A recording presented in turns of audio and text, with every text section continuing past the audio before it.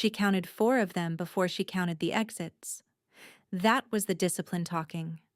23 months in Kandahar, 2 years in private sector contract work, and 4 more running close protection details in Lagos and São Paulo had wired her brain a specific way. Threat assessment first, escape route second, everything else after. So when the men stepped out of the shadow of the parking structure on Meridian Street at 11:47 on a Tuesday night in late October, Zara Cole didn't flinch. She didn't slow down. She didn't reach for anything. She counted them. 4. Staggered arrangement. 2 in front angling to block her path. 1 to her left drifting close. 1 lagging behind to cut off retreat. They were communicating without speaking, which meant they had done this before. Not amateurs then. That mattered. It changed the geometry. The city around her was that particular kind of quiet that Seoul's financial district held after midnight. The big glass towers still lit from within, casting cold blue columns across wet pavement, but the streets nearly empty. October rain had driven everyone inside hours ago. A cab moved through the intersection 2 blocks south, its taillights bleeding red into the dark. Then it was gone. Zara kept walking. She was wearing dark trousers, a fitted black jacket, boots with low heels she could fight in. She always chose boots she could fight in, even when she told herself she wasn't working anymore. Her natural hair was pulled back from her face. She carried nothing in her hands. The man directly in front of her stopped. His companion fanned left. "You're in the wrong neighborhood," the first man said in Korean. His accent was rough, outer districts. He was heavyset, thick through the chest, probably used to the weight of himself being enough. Zara stopped 2 meters from him. She didn't answer. "We're not asking for much," the second man said in English, apparently deciding she'd understand that better. He stepped closer. "Wallet, phone, you walk away." The one on her left had closed to within reach. She registered him in her peripheral vision without looking. The one behind her had stopped moving, which meant he was establishing his position. She gave herself 3 seconds to calculate. "I don't have a wallet," she said. Her voice was level, almost conversational. The heavy-set man in front of her moved first, and she let him, because she needed to know how he moved. He reached for her arm. A grab, not a strike. Still trying to intimidate rather than injure. And she turned into it instead of away, using his forward momentum to pull him off his center. Stepping inside his reach, where his size meant nothing, driving the heel of her palm up under his chin with enough force to snap his head back and drop him sideways. He hit the pavement hard and didn't get up immediately. The second man in front of her hesitated half a second. That was the moment that separated trained people from untrained ones, that half second of recalibration. And she used it, crossing the distance between them in 2 steps, catching his outstretched arm as he swung, redirecting it, applying pressure to the joint in a way that was precise and deliberate. He went to his knees with a sound that was more surprise than pain. The one on her left came in fast. She had expected him to. She pivoted, absorbed the impact against her left shoulder rather than her face, used the force of it to turn her body so that her elbow connected with his temple as she spun. Not hard enough to put him down permanently. She wasn't trying to kill anyone tonight, but hard enough. He stumbled. She stepped back, created space, reset. 3 seconds. 3 men compromised. The fourth one, the one who had been behind her, stood very still.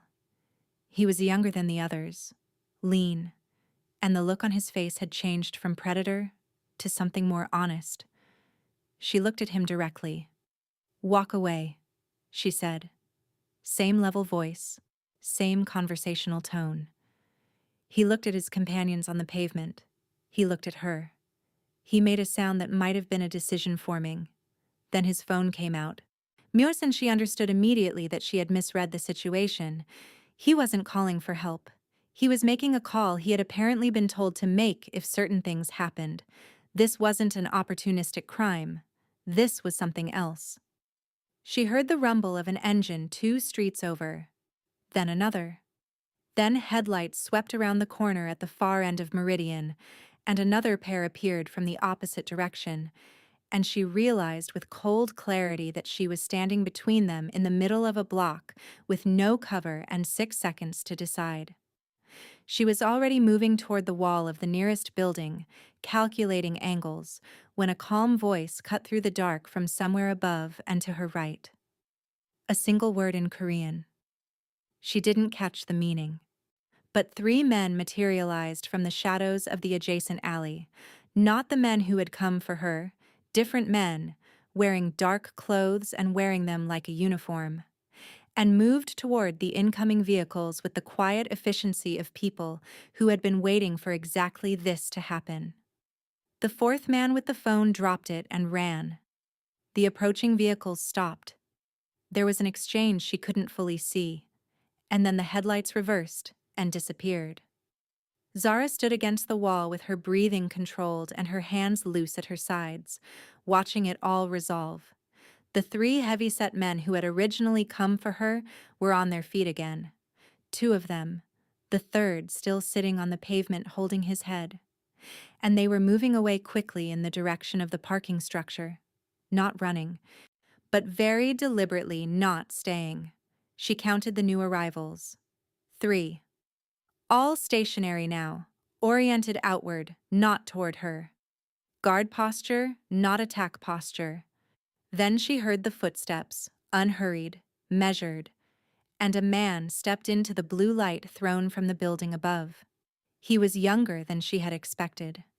Early 30s, perhaps, with a face that was composed in a way that spoke less of calm and more of practice.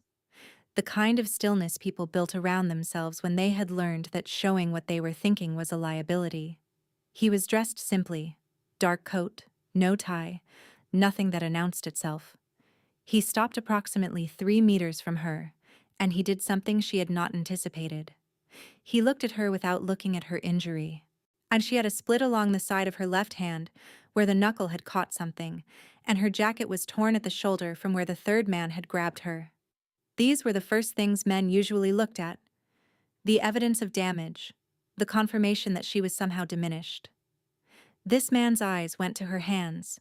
Yes, but to their position, their readiness. He was reading her the same way she had been reading the street. He said something in Korean to his men. They turned their backs, creating privacy out of discipline. "Are you hurt?" he asked. His English was exact, measured, unaccented in any direction that suggested a particular city. "No," she said. He nodded once. Not skeptically, not with relief, just acknowledging the answer. "You took 4 contact points before the second one was down," he said. "That was John Taeyang's crew. They're usually more careful about who they choose." She looked at him steadily. "You know who they are." "I know most people who operate in this district." He paused. "My name is Kang Seo-jun." She knew the name. Not immediately. It took 3 seconds, pulling it from a context she had set aside 18 months ago when she stopped taking contract work. Kang Seo-jun, 32 years old, head of the Kang network, which was not a network in any legitimate corporate sense, though it maintained the appearance of one. Real estate, logistics, private equity layered over the structure that actually kept it alive. His father had built it. He had inherited it at 26. After his father's death, under circumstances no one official had been able to clarify satisfactorily. He had expanded it since then in ways his father apparently hadn't imagined. He was supposed to be untouchable. He was supposed to operate through intermediaries. He was not supposed to be standing on a wet street at midnight talking to a stranger he had just watched dismantle 3 men. "I know who you are," she said. Something shifted slightly in his expression. Not surprise, recalibration. "Then you understand I didn't arrange this," he said. "I understand you know who did." "Yes." He put his hands in his coat pockets. a gesture that seemed deliberate, a way of communicating that his hands were going somewhere specific and harmless. Jean's crew doesn't usually operate this far from their territory. Someone suggested the location. The implication settled between them without either of them stating it. Someone had directed those men to this street on this night. Whether they had known she would be here, or whether the proximity to Kang's district had been the point, was a question she filed away for later. "You watched the whole thing," she said. "I was already across the street when they approached you." He said it without apology. "I wanted to see how you handled it." Instead of intervening. "You didn't need me to intervene." He said this without flattery. It was simply an observation, offered the same way he might observe weather. Until the vehicles arrived. Then the mathematics changed. She considered him for a moment, the stillness of him, the way he inhabited the space without filling it aggressively, the specific quality of his attention. Men in his position were usually performing something when they stood in front of people: authority, menace, ease. He was performing nothing.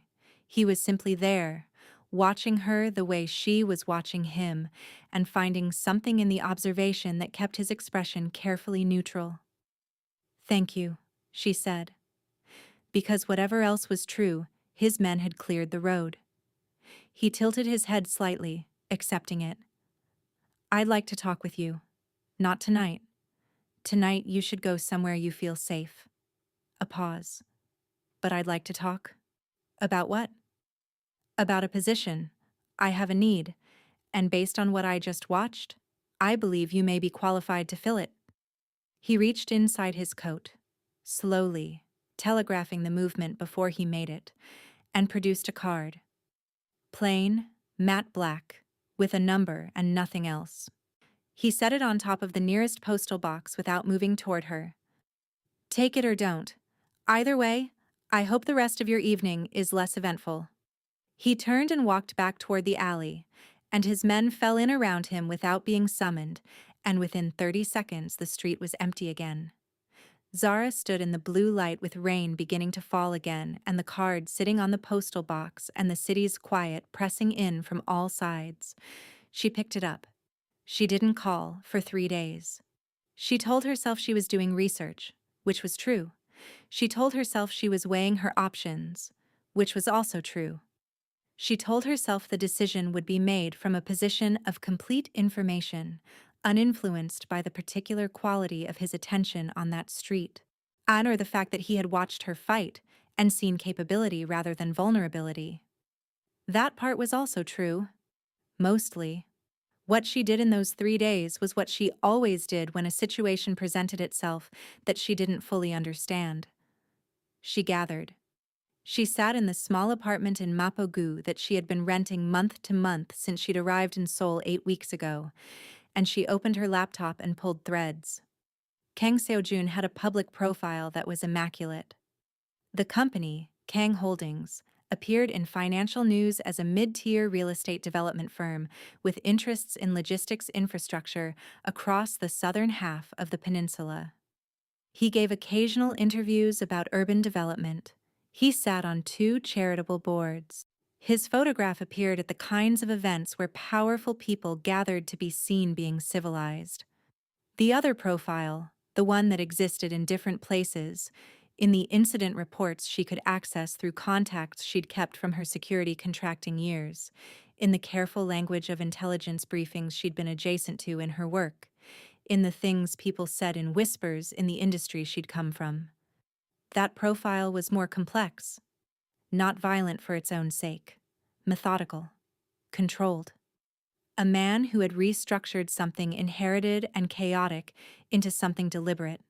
Someone who understood that the greatest threat to any operation was its own disorder. She found references to 3 men who had moved against him in the past 4 years. None of them had died. All of them had lost something significant: a business, a source of income, a relationship that mattered. The losses were legal. The precision of them was not entirely coincidental. On the 3rd day, she called a number she hadn't used in 14 months. A woman named Detective Sergeant Park Ji-hyun, who worked financial crimes and who owed Zara a favor from a situation 2 years ago that had saved Ji-hyun's case and, incidentally, Ji-hyun's career. Kang Seo-jun, Zara said when Ji-hyun picked up. A pause. Where did you hear that name? Is he a target? Another pause. He is a person of interest in an ongoing investigation that I am not able to discuss. Is he a suspect in anything violent? Ji-hyun was quiet for 4 seconds. No. Thank you, Zara said. Zara. Ji-hyun's voice dropped. Whatever you're thinking about doing, be careful. He's not simple. I know. She hung up. She looked at the card on her kitchen table. She thought about the other reason she had come to Seoul, not the one she told people, which was that she was taking time away from contract work, but the real one, which was that a man named Victor Halabi had resurfaced, and Victor Halabi was the reason she had left contract work in the first place, and Seoul was one of the cities his network moved through. She thought about the $16,000 left in her account, and the debt she was carrying from a medical situation involving her younger brother that she was not going to discuss with anyone, and the fact that the Seoul job market for someone with her specific skill set was narrow and slow-moving. She called the number on the card. It rang twice. A man's voice answered. Not Kang's. Younger. With the cadence of someone performing administrative efficiency. Yes. Tell him Zara Cole called, she said. He'll know why. She didn't sleep. Not really. She lay in the dark of her apartment and replayed the fight the way she always replayed things. Not with adrenaline, because adrenaline was for the moment, and she was past the moment, but analytically, disassembling it the way a mechanic disassembled an engine. The grab from the heavyset man had been slower than it should have been. He had telegraphed it by dropping his right shoulder first. She had exploited the telegraph, which was the correct response, but she had felt the second man's reach before she'd fully committed her weight to the first engagement, which meant her timing had carried a half-second of doubt she needed to correct. The kind of doubt that came not from fear but from the specific fatigue that accumulated when a person was operating under sustained financial pressure and the weight of being the only person standing between an old crime and its continued burial. She thought about the third man, the one who had come from her left. He had been faster than the others, and she had absorbed more impact from him than she'd wanted to. Her shoulder would bruise. The bruise was not a problem. The fact that she had absorbed it all was a reminder that she needed to be sleeping properly, eating properly, not cutting corners on recovery because the money felt tight. She thought about Kang Seo-jun standing in the blue light, watching her.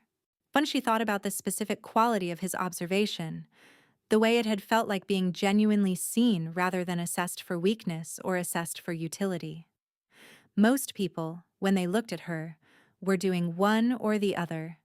The people who hired people like her were usually doing the latter. She was used to it. She had learned to use it. This had been different, and she didn't spend more time than necessary acknowledging why. She got up at 5 in the morning and made coffee and sat at her small kitchen table with her laptop open and began the research. It was methodical and thorough, and by the time the November light was coming gray through her window, she had enough to make an informed decision. She set the laptop aside. She looked at the card on the table. She thought about her brother, Kofi, 24 years old, and 6 weeks out of a surgery that had restored mobility. He had come within days of losing permanently to a condition that had gone undiagnosed too long because they hadn't had the money for the scans. She had taken out every resource she had and borrowed the rest, and the loan was sitting with the slow, steady weight of something that accumulated interest while she slept. She thought about the hospital in Accra and her mother's voice on the phone last week and Kofi's voice. Stronger now, genuinely stronger, telling her he was starting to walk without the cane. She thought about Victor Halabi's name appearing in the most recent transit intelligence she'd been able to access through a contact she shouldn't still be talking to. He was in the region. He was moving. She looked at the card for the last time. Then she made the call.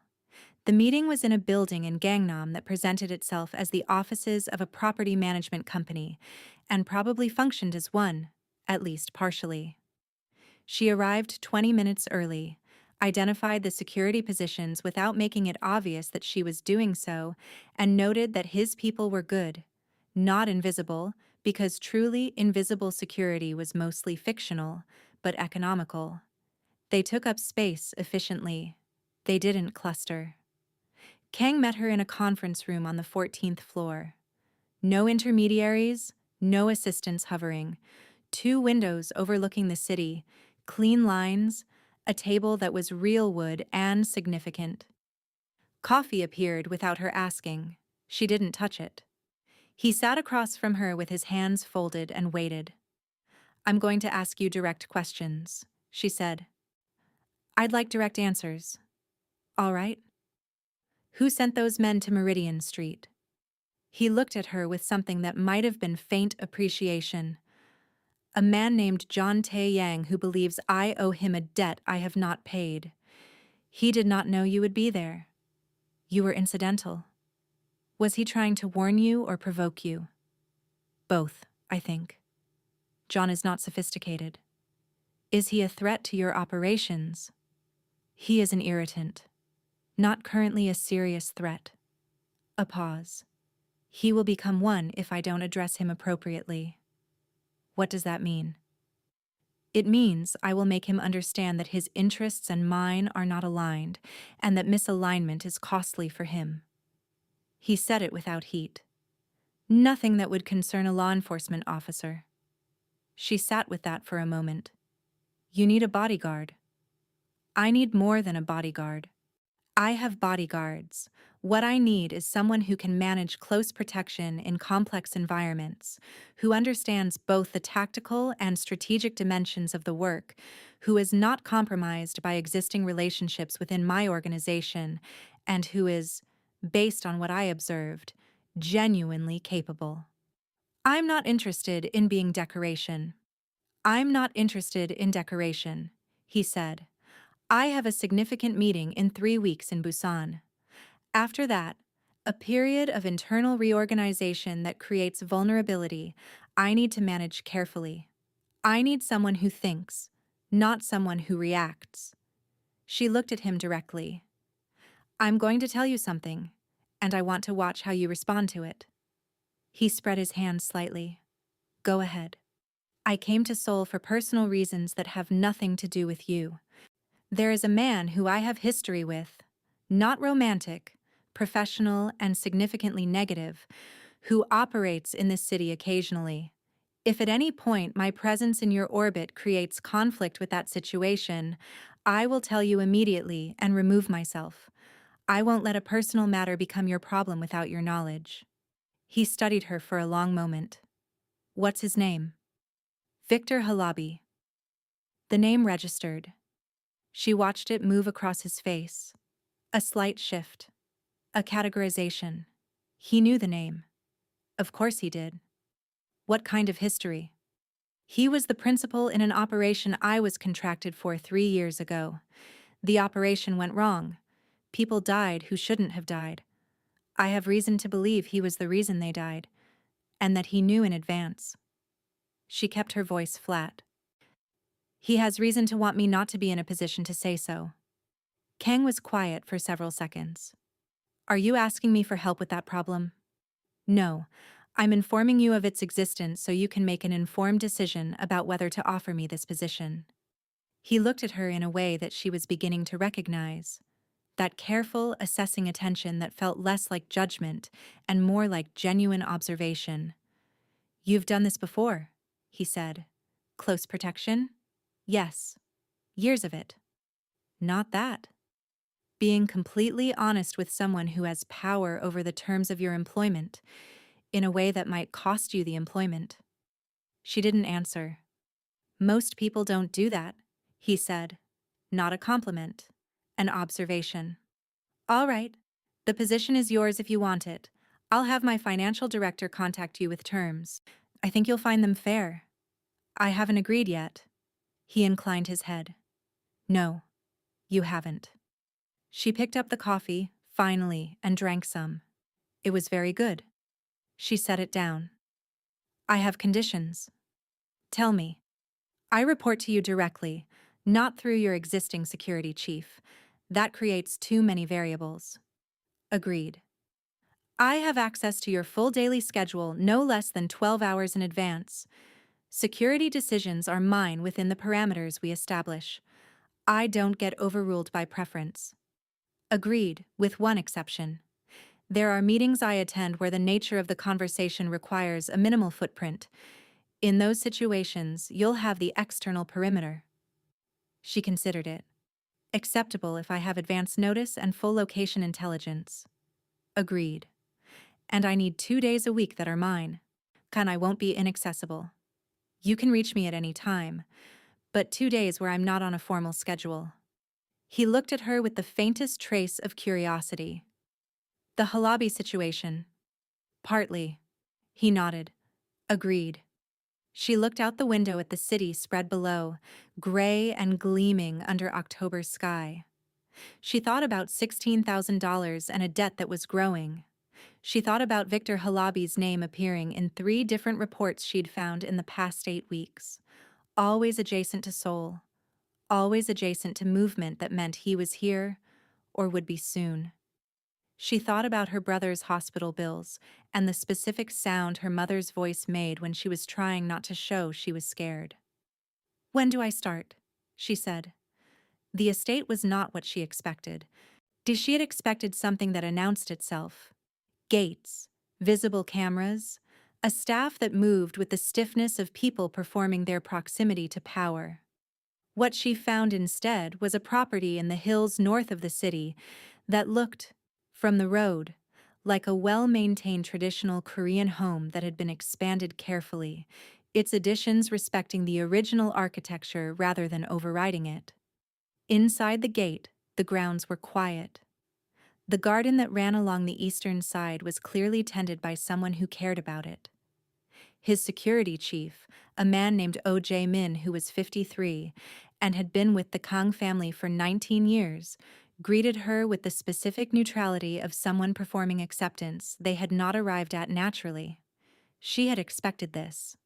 She had been dropped into his structure from above, in which was an insult to any professional regardless of the justification for it. She didn't try to overcome his neutrality. She acknowledged it, established that she understood his position, and gave him time. She moved into a room in the main building that was small and clean and had a window facing the approach road. Good sight lines. She chose it because of the sight lines, and she suspected O.J. Min understood this, because she saw something shift very slightly in his expression when she told him which room she wanted. The first week was an orientation. She walked the property systematically in different light conditions, at different times. She memorized the staff, 9 people total, most of them long-tenured, 2 newer. She walked Kang's typical routes, clocked the distances, identified the gaps. She attended his external appointments, 2 business meetings, 1 charity event, and operated in the background without inserting herself unnecessarily. Kang noticed everything she did and said nothing about most of it. This, she came to understand, was its own form of communication. He was giving her space to work, which meant he trusted her process, which meant he had hired her not for the performance of security, but for the substance of it. At the end of the first week, she knocked on the door of the room he used as a study in the evenings and told him 3 things she had found. A gap in the camera coverage on the northeast corner of the property that she wanted to address, a pattern in one of the newer staff members' movements that was worth monitoring, and a detail about the route they had taken to Thursday's meeting that she wanted to change. He listened without interrupting. When she finished, he said, "The camera gap is 3 months old. I noticed it. I hadn't yet addressed it. The staff member, her name is Song Dae-yoon. She's visiting a person she doesn't want anyone to know about. I'm aware of it, and it's personal, not a security issue. But your instinct to flag it is correct." He paused. "The route. Tell me about the route." They talked about the route for 20 minutes. He asked questions that revealed he understood security thinking at a level that went beyond layperson familiarity, not tactical expertise, but the underlying logic of it, the way vulnerabilities compound, the difference between comfort and safety. And she found herself explaining less than she had expected to and discussing more. At the end of the conversation, he said, "You're better than I thought, and I thought you were very good." "You're harder to work for than I expected," she said, "and I expected it to be difficult." He looked at her with something that was almost a smile. It appeared briefly and then was gone. "Is that a problem?" "No," she said. "I work better with difficulty." She left his study and went back to her room and sat in the dark and thought about the fact that she had meant that, and how long it had been since she'd meant something like it. The Busan meeting was in the third week. They drove down the previous evening. She sat in the front, Oh Jae-min beside her, Kang in the back with a man named Cho Young-il, who was his financial director. 50s, quiet. Wore glasses that were slightly too large for his face, and had the manner of someone who processed information constantly and shared very little of it. The drive was 3 hours. Kang worked through most of it. She kept her eyes on the road and her mind on the two vehicles in front and behind. The meeting itself was at a hotel on the waterfront. Old building, recently renovated, the kind of place that had been chosen because it had multiple exits and was publicly visible without being exposed. She cleared the room an hour before, walked the floor, stood in the positions a threat would use, and mapped the angles. She positioned Oh Jae-min at the door and put 2 of his men in the corridor outside, and sat herself at a table against the far wall where she could see both the door and Kang's profile simultaneously. And the men he met with were 3. She didn't know their names, but she read them in the first 90 seconds. One was the principal, 50s, patient. The other 2 were there to witness. The conversation was in Korean, and she followed maybe 60% of it. Her Korean was still being built. But she understood the shape of it. An agreement being tested, terms being confirmed. A relationship that had existed for some time, being formalized into something new. Nothing happened. The meeting concluded. They drove back to Seoul in the early morning. But afterward, in the parking structure below the hotel while the engines were warming, she noticed something. One of the men from the meeting, not the 3 Kang had met with, one of their people, peripheral, she had categorized him as low-level, was making a call. People made calls. This man was making a call while watching the vehicle Kang was walking toward, and there was a quality of attention in his posture that she recognized as assessment rather than coincidence. She said nothing. She filed it. She mentioned it to Kang when they were back in Seoul, and he was reviewing the evening with her in the study. The city glowing through the window behind him. "Describe him," Kang said. She described him with precision. Height, build, the way he stood, what he'd been wearing, the angle of his attention. Kang was still for a moment.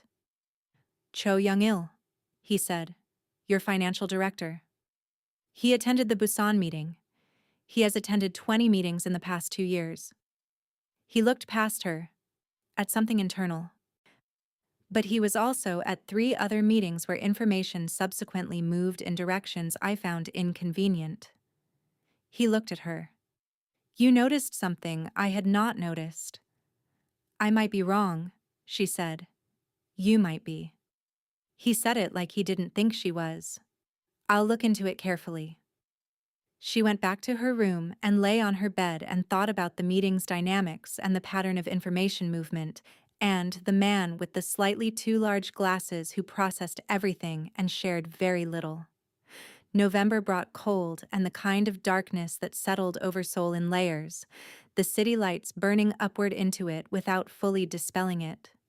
She fell into the rhythm of the household, which was quieter than she had expected. Kang was not a man who filled space unnecessarily. He worked long hours. He ate at irregular times. He read when he had quiet evenings, in a way that suggested reading was not a performance, but an actual practice. The emotional distance between them was appropriate and professional. She maintained it with the same discipline she applied to everything. But distance is not the same as separation, and proximity, real proximity, the kind that comes from sharing space and attention and purpose day after day, does things to distance that discipline alone cannot fully prevent. She learned the cadences of him, the specific quality of silence before he made a decision, the way he held himself differently when something was troubling him versus when he was simply focused. She learned that he drank green tea in the early mornings and moved around the house very quietly, as if he was conscious of the space other people needed, even when no one was awake to need it. She learned that he had an older sister in Incheon who he called on Sunday evenings, and that the calls were brief and warm in a way that nothing about his professional life suggested. She learned that his guards respected him without fear, which was rare. And she learned, slowly, that Min was warming to her, not through any discussion or acknowledged moment, but through the small professional courtesies that security people extended to one another when they had determined the other person knew what they were doing. One evening she was in the garden, running through forms, not martial arts display, just the quiet muscle memory maintenance that was as necessary to her as stretching, when she heard the door, and Kang stepped out onto the stone terrace with 2 cups of tea. He set one on the low wall at the edge of the terrace and didn't speak. She finished the sequence she was in and came to stand near the wall. She picked up the tea. "You train every day," he said. It was an observation. "Capability without maintenance is a liability," she said. He was quiet, looking at the garden in the dark. The city hummed distantly. "My father had a saying," he said. "He said the most dangerous man in the room is the one who has nothing left to protect." She looked at him sideways. What did he mean by it? "I've been thinking about that for 6 years." A pause. "I think he meant that protection is the engine. That the thing you're protecting determines the quality of how you fight." He turned his cup slowly in his hands. "What are you protecting?" She thought about her brother. She thought about the truth of what had happened 3 years ago in an operation that no one with authority had ever properly investigated. She thought about the years she had spent becoming someone who would never need protecting herself, and whether that was the same thing as protecting something. "Several things," she said. He didn't press. "Your tea is going cold." She drank it. It was very good. The assassination attempt came on a Thursday in late November, and it came from inside. She had known something was building. She had felt it in the way information moved, too smoothly in some directions, too slowly in others. She had raised it with Kang twice, and he had told her that the Cho Young-il investigation was ongoing and that he was handling it carefully. She had believed him. She still believed him. What she had not accounted for was the speed with which Cho had understood that he was being investigated and what he had done with that understanding. The evening began like any other evening. A dinner at a private restaurant in Itaewon, 6 people, an occasion that read as social, but was almost entirely business, the kind of dinner where the real communication happened in what wasn't said. She ran the standard advance, positioned her people, sat at the table adjacent with a view of both exits. Cho Young-il was at the dinner. He sat 2 seats from Kang and ate carefully, and said appropriate things and looked at nothing too long. She watched him the entire evening. And the threat came from outside, a man she didn't recognize who appeared at the rear entrance that she had cleared 40 minutes earlier. He should not have been able to get there. The fact that he was there meant someone had given him access, had told him the window, had communicated the timeline of the dinner.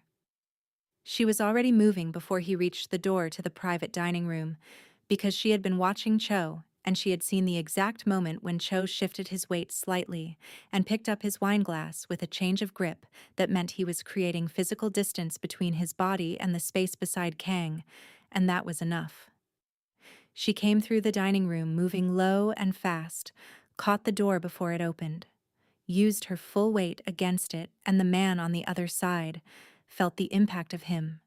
Felt the gun in his hand click against the door frame without discharging, drove her elbow into the space where his arm was, heard the weapon hit the floor. She controlled him against the wall, one arm immobilized, and turned her head. "Down," she said to the room. Most people went down. Kang went down and then immediately moved toward her, and she said it again, sharply. "Down. Stay down." And he stopped. Oh Jaemin was through the exterior door in 12 seconds. His people cleared the space in the next 30. The man she held against the wall was secured, and she stepped back and breathed, and turned to look at Cho Young-il sitting at the table with his wine glass still in his hand, and his face doing the complicated mathematics of someone deciding whether they had just survived something or been caught. Kang stood. He looked at Cho for a long moment. Then he looked at her. "Thank you," he said. His voice was very level. "We need to leave," she said. "Now. Everything else is a conversation for later." He nodded and they left. And it was later, in the vehicle on the way back to the estate with his hands folded in his lap and his face completely still, that she understood something had changed in him in that room, not in the crisis itself, but in the moment of it, in the moment when someone he had trusted for years had positioned himself to survive the removal of someone else. Cho was removed from the organization through a process that Kang handled with the measured precision she had come to expect from him. There were no violent resolutions. There were lawyers and transfers. I mean, and the specific pressures that came from someone knowing that the person across from them knew exactly what they had done and could prove it in several different ways. Cho left Seoul within the week. The man from the restaurant gave names. Not all of them, she suspected, but enough. In the aftermath of it, the estate was quiet in a different way. Not the quiet of the ordinary days, but something more careful, like the air after a storm that hasn't fully passed. She gave Kang space. She did her work, reviewed protocols, filed reports with OJ Min, maintained the routines. She did not hover. She did not perform concern, but she noticed that he was sleeping less. She noticed it because his light was on after 1 in the morning 3 nights running. And she noticed it because, when she sat across from him at the table during the working dinners he now insisted they take together for efficiency, he sometimes paused in the middle of a sentence as if he had arrived at a gap where a trust used to be and had to navigate around it. On the 4th night, she knocked on his study door at 11:30. He said, "Come in." He was sitting at the window with no light on except what came in from outside, which meant he was not working. She sat in the chair across from the one he was in and didn't turn on a light. "Cho was with my father," he said, without preamble. "Before. After. He helped me through the first year." A pause. "I thought I understood the people close to me." "You understand them better now," she said. He looked at her in the half-dark. "That's a strange way to frame it." "It's accurate." "It is." He was quiet. "I keep trying to locate the exact moment when it changed for him. What the calculus was. What someone offered him that seemed worth it." He turned his cup in his hands. "The same habit as in the garden. I can't find it. There's no moment that accounts for it completely." "There usually isn't," she said. "People don't change at specific moments. The moment is just when it becomes visible." He looked at her with something shifting in his expression that she couldn't fully read in the dark. "You've seen a lot of it." "Yes." "People you trusted." She let that sit a moment. "Yes." "Tell me." She thought about the operation. She thought about the hours she had spent constructing around that event, the same kind of protective architecture that people build around places where they have been badly hurt, the way you stop taking that route. Stop using that word. Stop sitting in that chair. She had not talked about it since it happened. Not in any real way. Not to anyone who wasn't officially required to hear it. 3 years ago," she said, I was the senior close protection officer for a humanitarian logistics operation in Lebanon. The lead was a man named Victor Halabi. We were transporting supplies into a contested area. There was nothing unusual about the operation on paper. But Halabi had made a separate arrangement that I didn't know about. He had sold our route and timing to a group that wanted to stop the supplies from reaching their destination. She kept her voice flat. 2 of my people died, 3 civilians. The operation was classified as an ambush. No further investigation. Kang was very still. But you know it wasn't random. I have evidence that it wasn't. Not the kind that would open a formal investigation. The access I'd need is above what I can reach. But enough. Halabi is why you're in Seoul. He passes through here. I'm building. She paused. I don't know what I'm building toward exactly. I just know I'm not finished. He nodded slowly. Outside, the city gleamed and hummed. I have connections that might be able to help with access, he said. If you want them. She looked at him steadily. Why would you offer that? Because what you're describing is a man who arranged the deaths of people under his protection and walked away from it. He said it simply. That is something I find intolerable, regardless of whether the people involved are connected to me. She sat with that. The space between them was charged with something that neither of them moved toward. She was aware of it with the same clarity she was aware of everything. Not vague, not deniable. Just held at a distance that felt necessary and possibly not permanent. I'll think about it, she said. Take your time. She stood. She was at the door when he said her name. Just her name. The first time he had used it without professional context, without it preceding some instruction or query. She turned. The people who died, he said, under your protection. You don't think you failed them? She looked at him across the room. Of course I do. You didn't. That's not your determination to make. No, he said, but it's true nonetheless. She went back to her room and sat in the dark for a long time. She thought about what he had said, not the words about the operation, but the other thing, the thing about protection being the engine. She had spent her adult life organized around a capacity for combat, had trained it, refined it, maintained it with the same discipline she applied to everything. But the discipline was not the engine. She understood this now. The engine was the list of things she refused to let be taken. Kofi's voice on the phone getting stronger, the names of 2 people she hadn't been able to protect, and the truth of what had happened in Lebanon that no official record accurately reflected. Protection as purpose, not as profession, as identity. She had spent years trying to be cold enough that none of it could be taken from her again, and sitting in that dark room, she recognized the flaw in the logic the same way she would recognize a flaw in tactical planning, not with shame, but with the clarity of someone who was done making that particular mistake. December came in hard, the cold settling over Seoul with a permanence that felt different from autumn's approach. She had been in his orbit for 2 months. It felt simultaneously longer and shorter than that, the way time moved differently in situations of sustained intensity. Each day accumulated detail, and each week passed with the speed of something that was always fully occupied.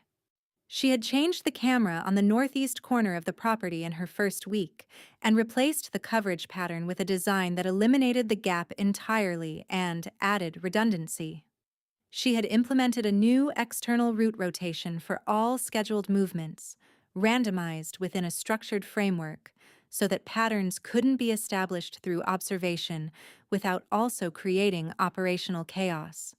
She had trained with Oh Jae-min twice, not competitively, but as colleagues, walking through the same problem sets from different angles, learning each other's instincts. By the end of November, he had stopped calling her Ms. Cole and started calling her by nothing in particular, which in his vocabulary was the equivalent of warmth. The threats had not stopped with Cho's departure. If anything, the removal of an internal source meant that certain outside interests were now recalibrating, trying to understand what Kang knew and how he had come to know it. She managed this carefully. She tightened protocols, rotated routes more frequently, built redundancy into the communication systems. She also, quietly, continued building her file on Victor Halabi. The connections Kang had offered, she had accepted 3 of them, specific introductions to specific people who had access to documentation she couldn't reach herself. She told herself this was professional, a resource she would be foolish not to use. And that was true. She told herself it didn't mean anything beyond the practical, and that was less true. The night it all shifted was a Tuesday, 2 weeks before Christmas, in the parking structure below the Kang Holdings building where they had been working late. She saw them on the ramp. 2 men she didn't recognize, positioned with the specific patience of people who had been waiting, not passing through. She had Kang 2 steps behind her and O.J. Min at the vehicle. The structure was mostly empty at this hour. She registered the weapons, both armed, both professionals by their posture, and said to Kang in a voice that was completely level, "Left. Now. Don't stop." He moved without hesitation. She was already turning. The first shot came from her right. A third man she hadn't seen, which meant she had been outpositioned, which was a failure she would examine later if there was a later. And she felt it like a hard shove, high on her left side under the arm, and understood immediately what it was. She didn't stop. She couldn't afford to stop.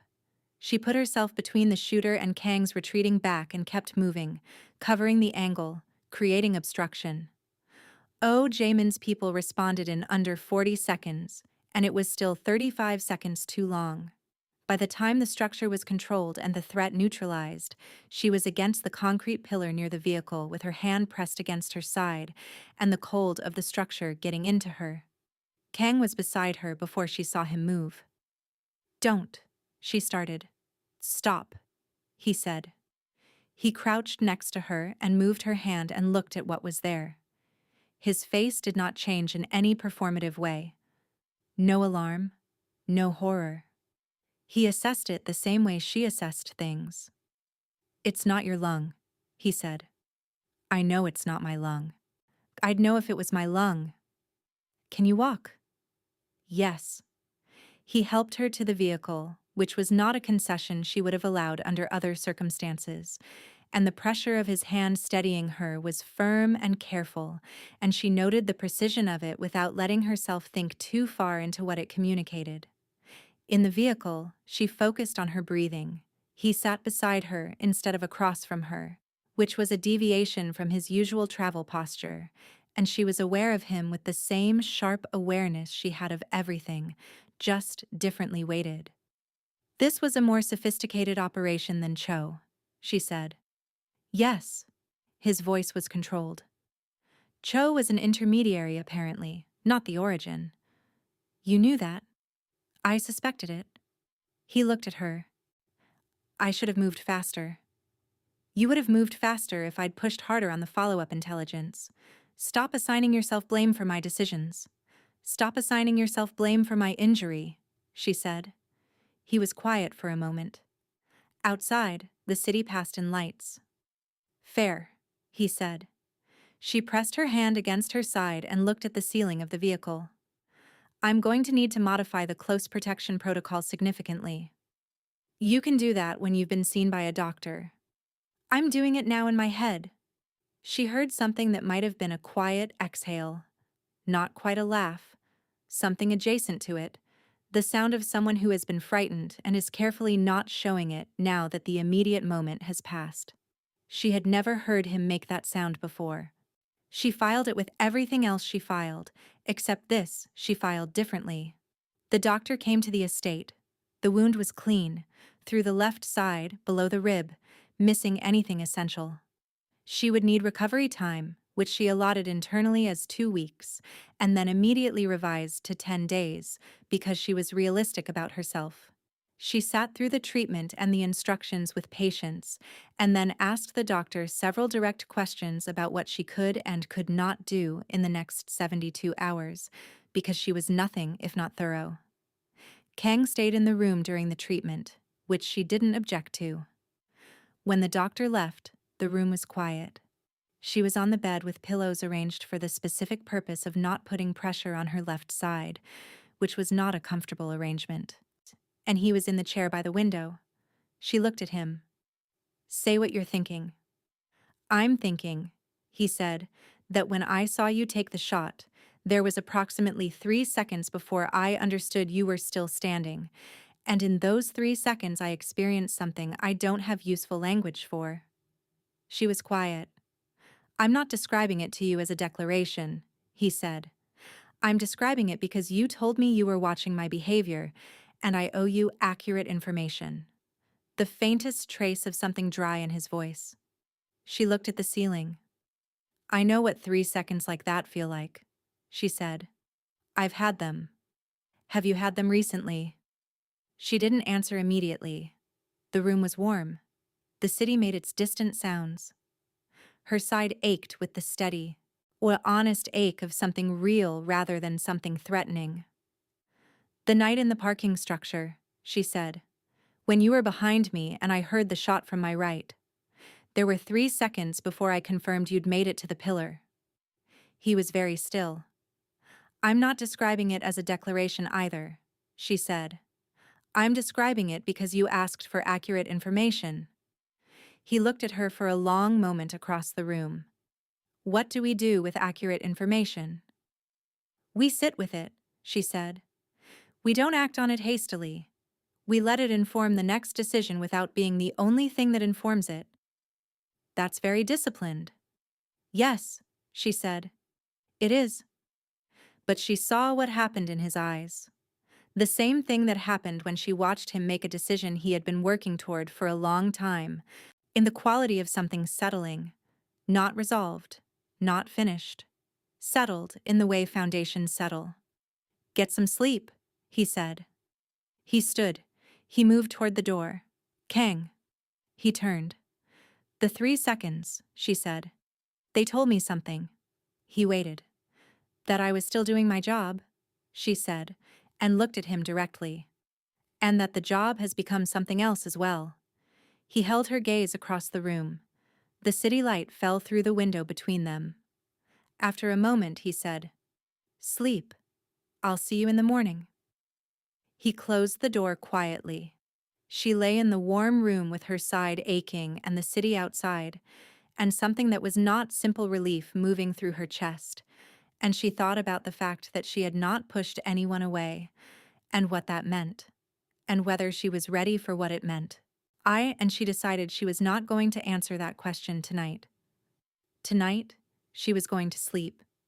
She spent 10 days recovering, which was 1 day longer than she had planned, and approximately 8 days shorter than anyone else wanted. She worked from the estate, modified the protocols she had been redesigning mentally in the vehicle, coordinated with O.J. Min on the investigation into who had authorized the parking structure operation. The investigation named a man connected to John Tai Yang's extended network, which meant the John problem had not been merely an irritant after all. Kang handled it with the same measured precision he applied to everything. She watched him handle it with the professional attention she owed him and, with the different kind of attention she was learning to simply acknowledge without performing a crisis about. On the 11th day, she found the document. It came through the third of the 3 connections Kang had offered her. A financial trail, 12 pages of it, following money from a series of shell accounts that connected to a larger network, to the operation in Lebanon 3 years ago, and to a name she knew, Victor Halabi. Not proof that would survive a court in most jurisdictions, but proof in the way intelligence was proof. Clear enough, documented enough, that anyone who looked at it with appropriate authority would understand what it described. She sat with it for a long time. Then she went to Kang's study. He looked up from his desk. "I found it," she said. He understood immediately. He pushed back from his desk. Show me. She showed him. He read carefully. He asked 3 questions, precise and specific, about provenance and chain of custody. She answered them. This needs to go to someone at the prosecutorial level, he said. Someone with international jurisdiction. I know a person. He paused. It will take time. It won't be clean. I know. Are you prepared for that? She thought about the 2 people who had died under her protection. She thought about the 3 civilians.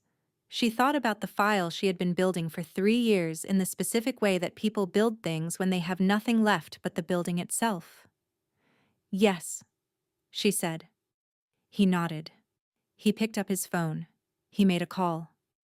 While he was on the phone, she stood at his window and looked at the city. December Seoul stretched out in all directions, its lights against the winter dark, ordered and complex and vast. She had come here for one thing, and had found, in the finding, that it was nested inside several other things she had not anticipated. She thought about Victor Halabi and the work that remained. She thought about Kang's voice saying her name, just her name in the dark of his study, the first time, the way it had landed differently from anything else. She thought about 2 months in proximity to someone who had required nothing from her except competence, and had managed, through that absence of requirement, to become the person she was most honest with. She turned from the window when he finished the call. It's in motion, he said. It will move slowly. I can be patient, she said. He looked at her across the study, the same weight in the air that had been in the room after she'd been shot. That quality of something present and acknowledged, and not rushed. I know, he said. You're the most patient person I've met who also moves faster than anyone in the room when the moment requires it. She almost smiled. She let herself almost smile. I'm going to stay, she said, not answering a question he'd asked, answering one that had been in the air for weeks. Not because of the file, not because of the situation with Halabi, because this, she indicated the space between them, the estate around them, the work they had built together, is worth staying for. He was still for a moment, and then he said, I know. Don't be smug about it. I'm not smug. Something moved in his expression that was warmer than anything she had seen on his face in 2 months. I'm relieved. That's more honest, she said. I'm working on honest, he said. You're a good model for it. She looked at him steadily, and he looked back, and neither of them moved across the space between them. Not yet, because there were still things in motion that needed resolution, and because they were both people who understood that the correct timing for a thing was as important as the thing itself, and because the weight of everything they'd said to each other in the dark of various rooms was enough for tonight. But the space between them had changed. It was the same distance. It contained different things. Good night, she said. Good night. Zara. She walked back to her room. The estate was quiet around her, its routines settled, its rhythms familiar. She had memorized every sight line, every entry point, the cadence of every person within it. She knew its vulnerabilities and its strengths, with the intimacy that came from sustained and careful attention.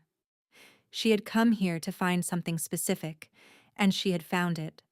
She had also found several things she hadn't known she was looking for. In the morning, Victor Halabi's name would be in front of someone with the authority to do something about it. In the morning, she would review the updated protocols and check the camera on the northeast corner and talk to O.J. Min about the new rotation schedule. In the morning, Kang would be at his desk before she was awake, and she would hear him moving through the house in the early dark, and she would know his footfall from anyone else's at 30 meters. In the morning, there would be other things still in motion. The John network, the larger question of who had ultimately authorized the parking structure operation, the investigation now underway, the careful, patient, dangerous process of building something true out of evidence and time. In the morning, there would be all of it.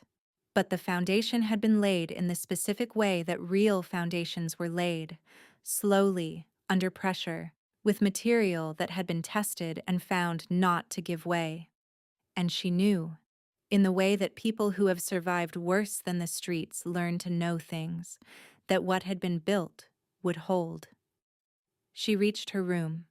She stood at her window and looked out at the approach road in the dark, the gate, the city beyond, the particular quality of soul at 2 in the morning when the lights stayed on regardless, and the world continued its complicated work. She had counting to do in the morning. She went to sleep.